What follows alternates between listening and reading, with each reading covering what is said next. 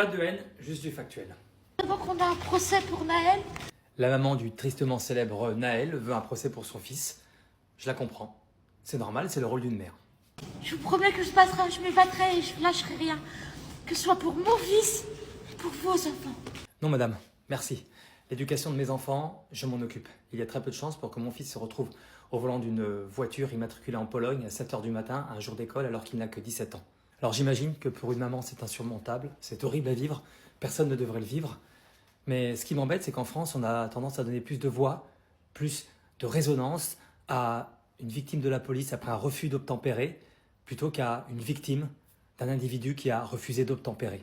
Parce que voyez-vous, derrière cette affaire, il y a aussi des gens qui n'ont rien demandé à personne, qui sont victimes d'individus qui fuient la police et qui vont les tuer.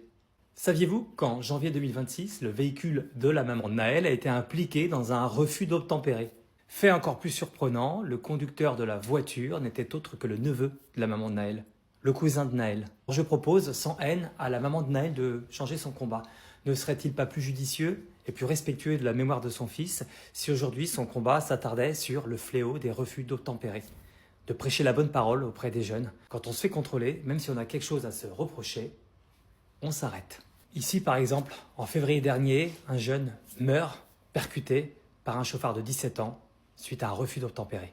Et l'ironie de cette histoire, c'est qu'on entend beaucoup moins les parents de cet enfant que la maman de Naël. C'était mon humble avis. Éduquez vos enfants.